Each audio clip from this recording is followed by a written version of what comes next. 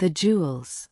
Monsieur Lantin had met the young girl at a reception at the house of the second head of his department, and had fallen head over heels in love with her. She was the daughter of a provincial tax collector, who had been dead several years. She and her mother came to live in Paris, where the latter, who made the acquaintance of some of the families in her neighborhood, hoped to find a husband for her daughter.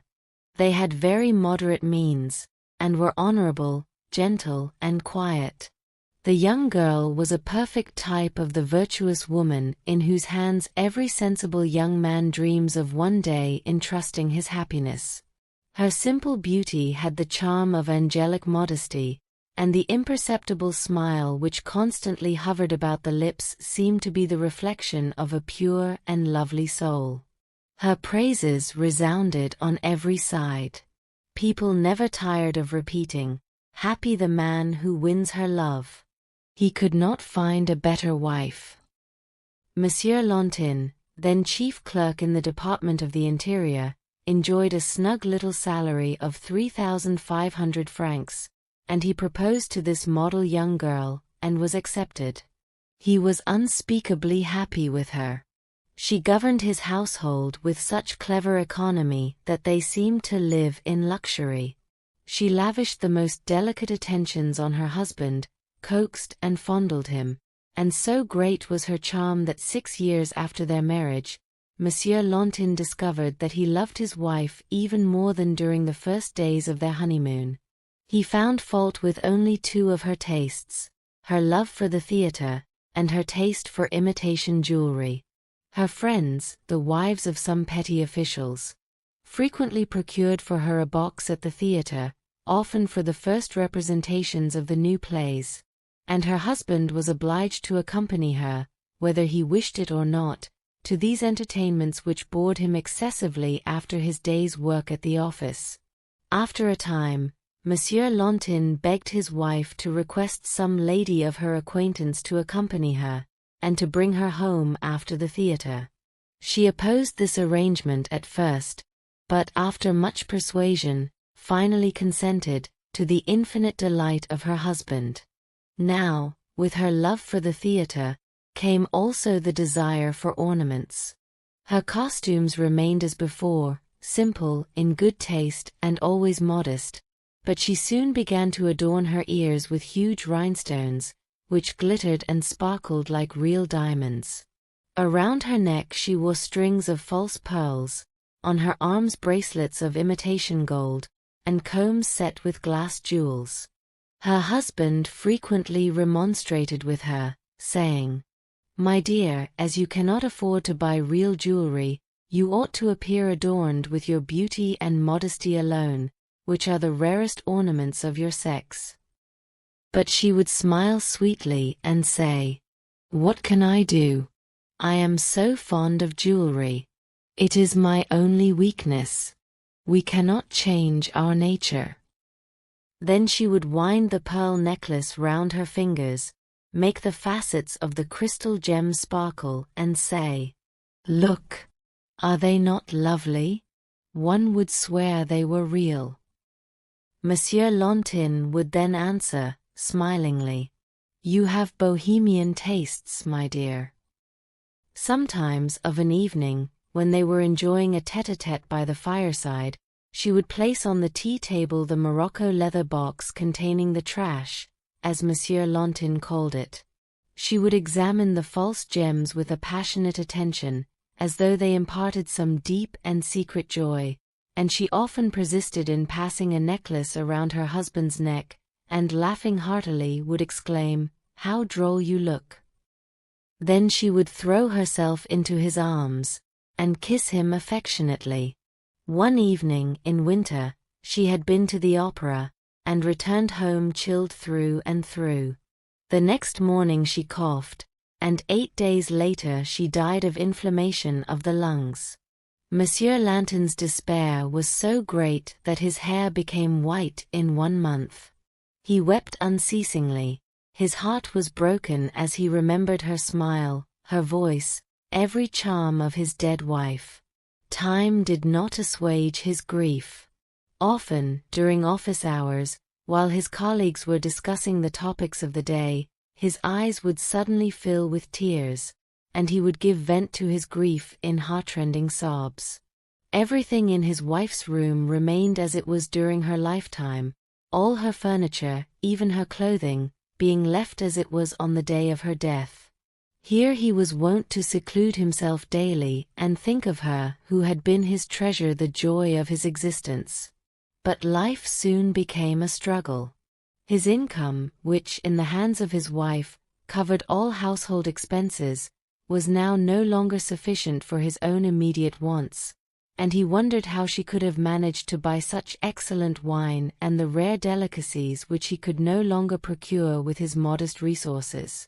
He incurred some debts, and was soon reduced to absolute poverty. One morning, finding himself without a cent in his pocket, he resolved to sell something, and immediately the thought occurred to him of disposing of his wife's paste jewels, for he cherished in his heart a sort of rancor against these deceptions, which had always irritated him in the past. The very sight of them spoiled, somewhat, the memory of his lost darling. To the last days of her life she had continued to make purchases, bringing home new gems almost every evening, and he turned them over some time before finally deciding to sell the heavy necklace, which she seemed to prefer, and which, he thought, ought to be worth about 6 or 7 francs, for it was of very fine workmanship, though only imitation. He put it in his pocket, and started out in search of what seemed a reliable jeweller's shop.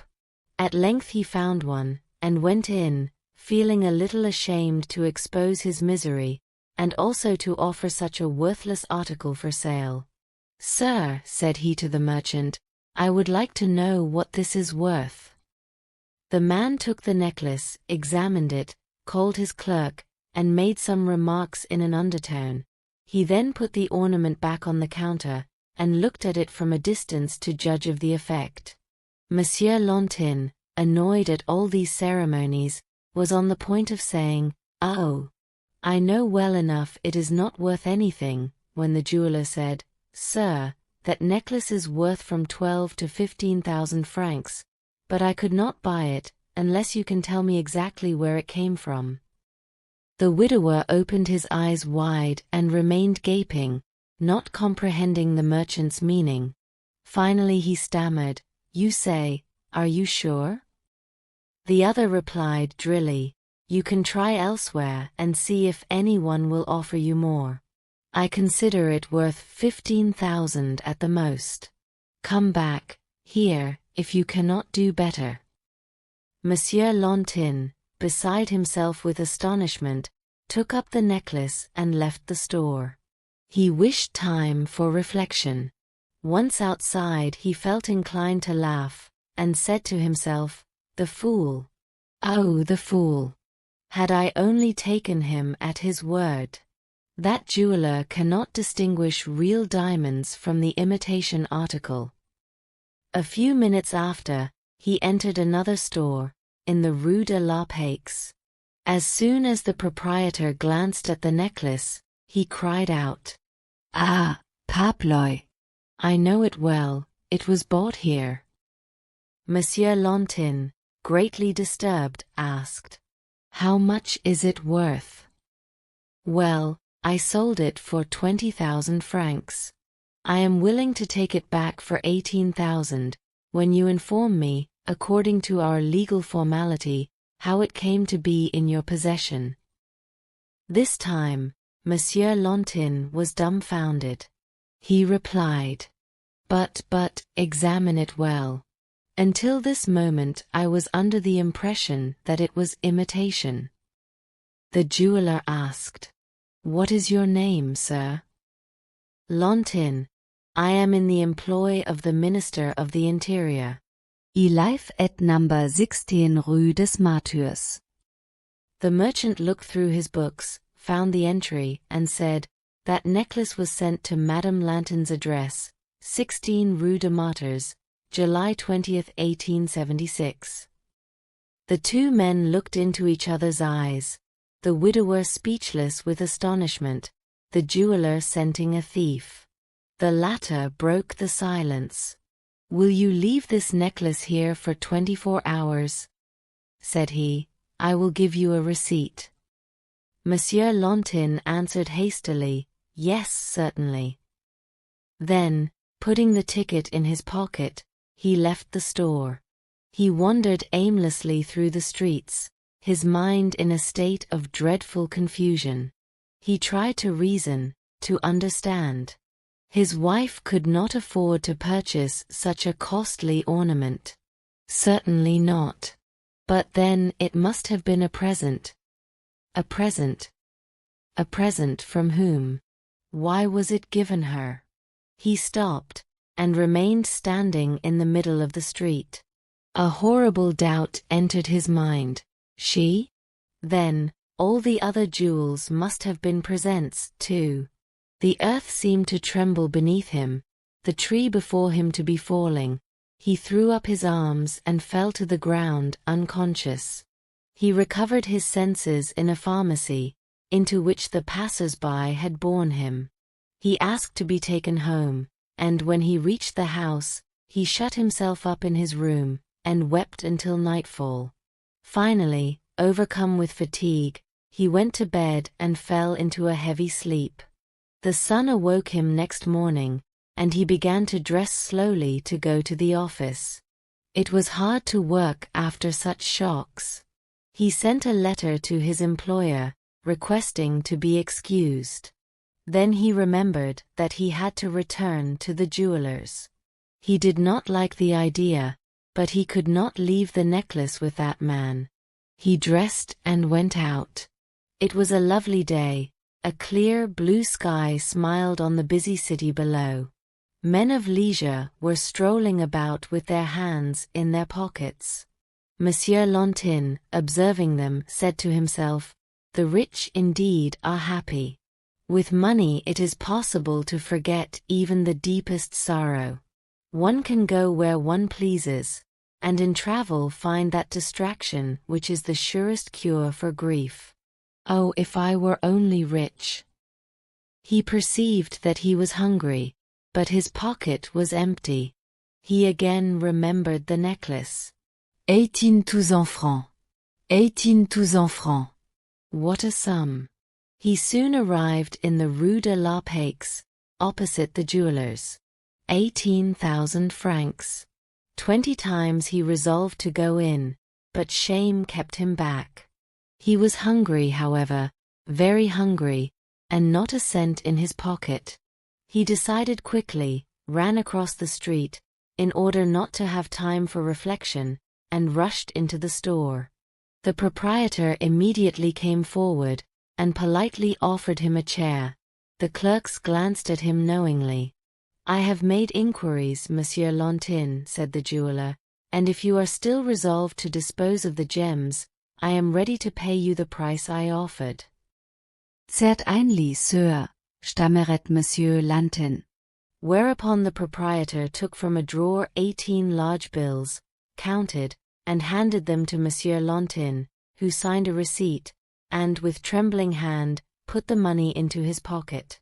As he was about to leave the store, he turned toward the merchant, who still wore the same knowing smile, and lowering his eyes said, I have other gems which came from the same source. Will you buy them also?" The merchant bowed, "Certainly, sir." Monsieur Lantin said gravely, "I will bring them to you." An hour later, he returned with the gems. The large diamond earrings were worth 20,000 francs, the bracelets 35,000, the rings 16,000, a set of emeralds and sapphires 14,000, a gold chain with solitaire pendant 40,000, making the sum of 143,000 francs. The jeweler remarked, jokingly, "There was a person who invested all her savings in precious stones." Monsieur Lantin replied, seriously, "It is only another way of investing one's money." That day he lunched at Voisin's, and drank wine worth 20 francs a bottle. Then he hired a carriage and made a tour of the Bois. He gazed at the various turnouts with a kind of disdain, and could hardly refrain from crying out to the occupants, "I too am rich. I am worth 200,000 francs." Suddenly he thought of his employer. He drove up to the bureau, and entered gaily, saying, "Sir, I have come to resign my position. I have just inherited 300,000 francs. He shook hands with his former colleagues, and confided to them some of his projects for the future. He then went off to dine at the Café Anglais. He seated himself beside a gentleman of aristocratic bearing, and during the meal, informed the latter confidentially that he had just inherited a fortune of 400,000 francs. For the first time in his life, he was not bored at the theatre, and spent the remainder of the night in a gay frolic. 6 months afterward, he married again. His second wife was a very virtuous woman, but had a violent temper. She caused him much sorrow. Thank you for listening. Like, subscribe and share our channel Magic Mingle with your friends to enjoy more magical stories.